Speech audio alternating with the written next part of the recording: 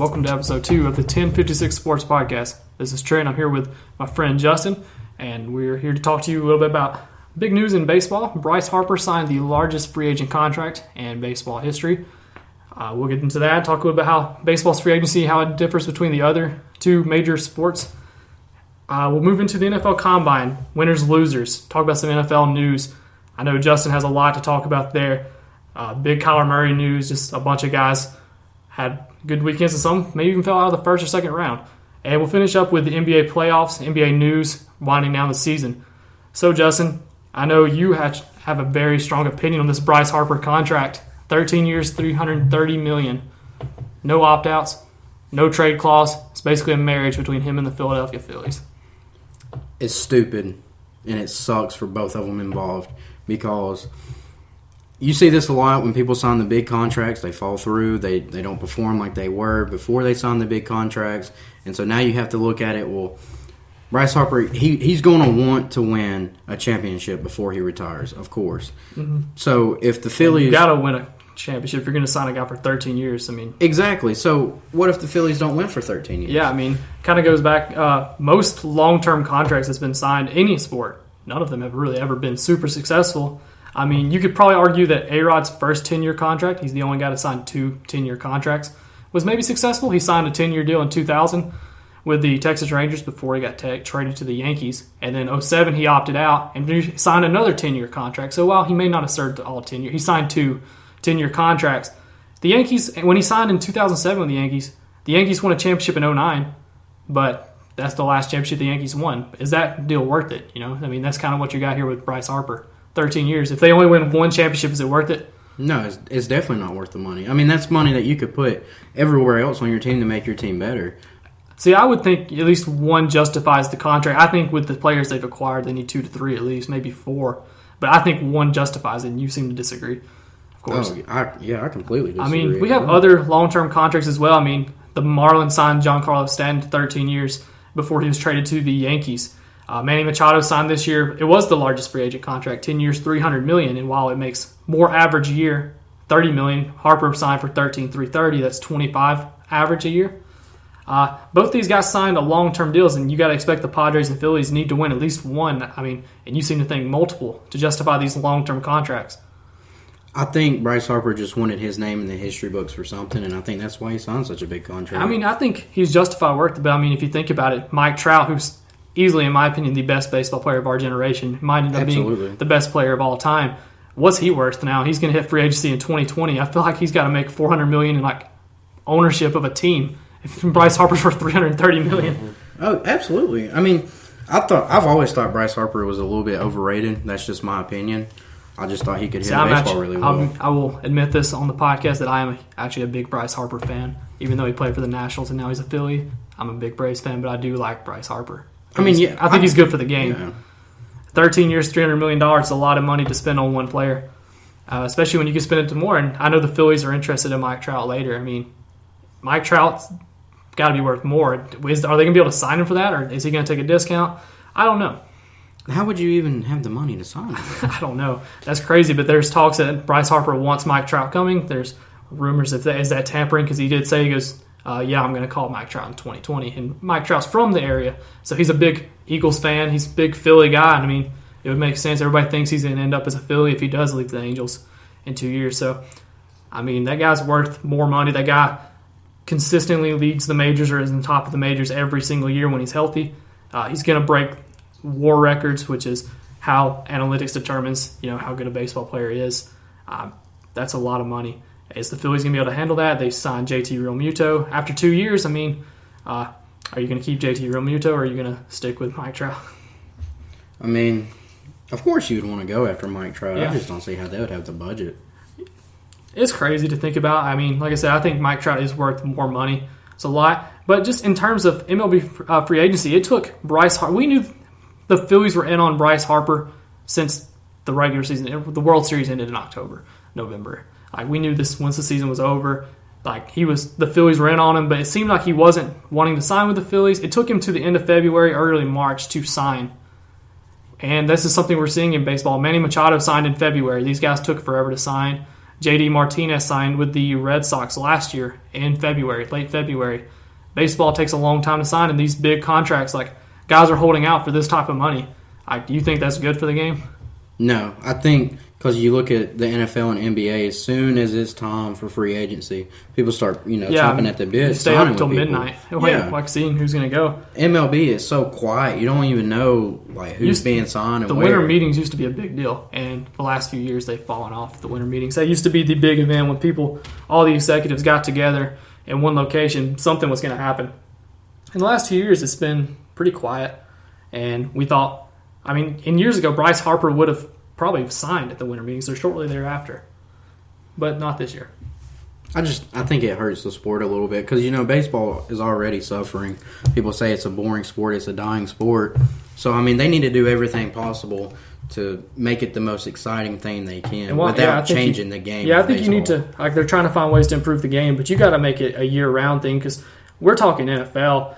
People talk NFL and NBA almost year-round still. MLB kind of drops off a little bit because you don't have these big free agents signing. There's talks about how can they improve this, how can they fix this, and there's not really a great answer, it seems, because these agents and players seem to be holding out, and even teams are realizing that they can maybe save some money on players. We had 5, 6, 7 teams in on Bryce Harper this year that we knew all year. 10, 15 years ago, a player, Bryce Harper, Manny Machado, all 30 MLB teams would have been after him, and that's not a thing anymore. A player that calibers. And that's the thing we're seeing is agents are holding out, and they're wanting the most money. We see Harper sign for $330 because his agent, Scott Boras, is going to hold out. And, teams are starting to see that, and they're thinking, well, I can just call up this kid from the minor leagues, and I can pay him $500,000 a year. He's maybe only half as good or, close, but maybe he does not going to provide the same value, but I'm going to spend, a tenth of the value I spend on someone else, and I can put that money elsewhere. So we're seeing players like Adam Jones, who isn't the same player he used to be, but the Cleveland Indians could use Adam Jones in the outfield. Teams could use an Adam Jones, even on their bench, and he's not even being signed. So I think this has multiple effects. The Bryce Harper situation, not only is that money a ridiculous amount, I think he's worth the money, but agents holding out. I think we're seeing teams even realize that these players are doing that. They're like, well, I'll just call this kid from the minor league, see what he can give me. At worst case, he's not even $1 million. So I think we see this could be an issue in the future of Major League Baseball. Yeah, and like I said earlier, they need to do everything they can to make the sport interesting that catches people's attention without changing the actual sport of baseball. Yeah, it is national pastime, but as we've seen, a lot of the younger generation doesn't seem to follow baseball as closely. Me and you follow it. I follow it really closely. I'm a big Braves fan, big baseball fan, but it's not the same as it used to be. And I don't think they relate to the public as much, and it's not just a free agency thing. I think that's just a general consensus. They don't relate to their players. The NBA has gotten really good about relating to its fan base. And I think Major League Baseball is lacking in that department. They're trying to figure it out, but that's the issue. And they don't have the same quality that basketball and football has. And speaking of football, as we said, they're in the news all the time. NFL, whether it be good or bad news, it seems to be a lot of bad news here recently. Robert Kraft and, that whole situation. Very interesting situation down there in Florida. But we also had the NFL Combine this past weekend.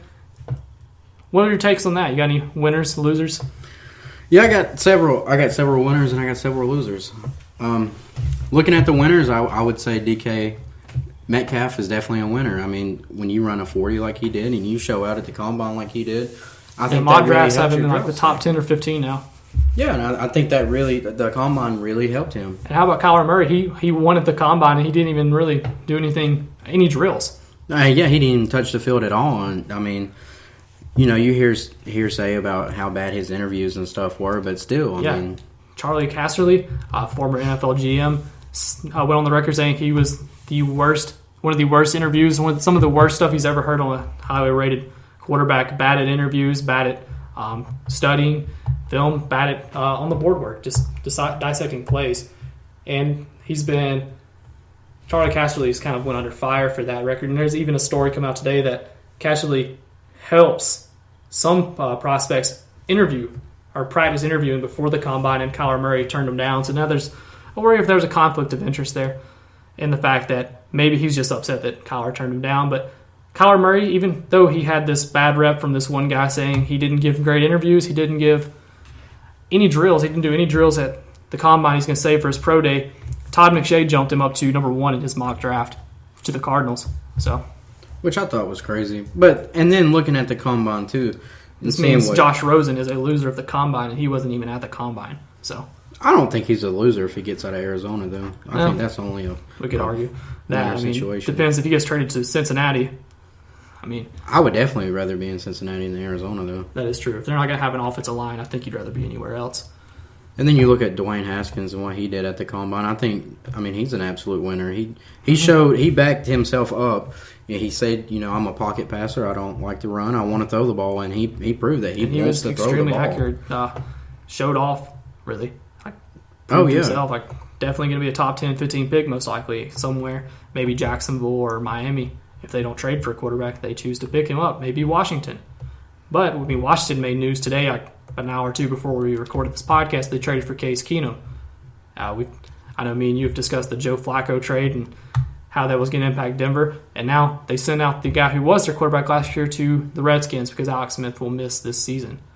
I feel like the Redskins are they're holding on for that last hope. Their players they're getting older now. They're trading for older quarterbacks every year. I think it's time for the Redskins to hit the reset button and start dropping everybody but their defense. Yeah, the Redskins, they traded Case Keenum, and they also acquired the 7th round pick in the 2020 draft, I believe, and sent back the 6th round pick to Denver. So it'll be very interesting. I think they could take a young quarterback. If Case Keenum's a solid quarterback for you, maybe it just didn't work in Denver, and you can draft a Dwayne Haskins or maybe a Drew Lock and sit him for a year or two and not rush him into the field. I think that could be beneficial for a young quarterback. Oh, yeah. I think they'll go elsewhere right off the top of the draft. I'd like to see them go to receiver because, that's their dire need on the team is a decent receiver. But, either way, now that they have Case Keenum, what do you do when Alex Smith is healthy again? Is Alex Smith ever going to play again, though? That leg injury was very gruesome. He may never get to play again. I hope he plays again. I don't want to wish that on him. Huge Alex Smith fan. But at the same time, you can't worry about, as much as you want the guy to be healthy, you need to make sure your team is taken care of for the future, and that may mean drafting a Drew Lock or maybe waiting later and drafting Will Grier. I don't know who that could be. I don't know the answer for that. And thankfully, I don't have to make that decision. I wish I could make that decision. That would be fun, but I feel like that's a tough decision to make. Do you wait on Alex Smith? You want to be loyal to a guy. He wasn't in Washington too long before he broke his leg. Right. But you don't want to see a guy lose his job because of an injury. I think you kind of play it by ear and you keep up with his progress and how he's doing before you make a big decision. But at the same time, I do think you need to draft a quarterback this draft. I do think even though they traded for Case Keenum today, not guaranteed he gets the starting job. Said it will be a competition between him and Colt McCoy. I would be shocked if Keenum didn't win. Oh yeah. But I think you have to draft a quarterback in this draft. I don't see how you don't. I think you got to take a chance. Make it later. You may not in the first round get a receiver, like you said. Maybe get a lineman. I don't know. Improve your team somewhere else. But I think you got to take a quarterback somewhere, develop him, and just to have an extra option in the future. Because there's no guarantee Smith comes back. There's no guarantee Keenum captures that form he had in Minnesota 2 years ago. And there's no guarantee that Colt McCoy gives you anything because Colt McCoy has given you nothing so far. And I think if I was the GM, I would sit this year out on a quarterback because it's not very quarterback heavy. When Daniel Jones is the third quarterback, there's not a lot of hope. And so this draft is very receiver heavy. I think they could go for a receiver in the early rounds and then fill in needs in the later rounds. And then the next year, the upcoming draft, that you have some good quarterbacks coming out. You have like Jake Fromm and Tagovailoa that they're going to be coming out. You have people like Jalen Hurts that'll be coming out. So I think you sit back and then you wait on them, and then you draft that young guy, and then you tank for a year, maybe 2 years, maybe even 3 years, and you just build your team up. Because the way the Redskins are going right now, they have a wonderful young defense, but on top of that, their offense is so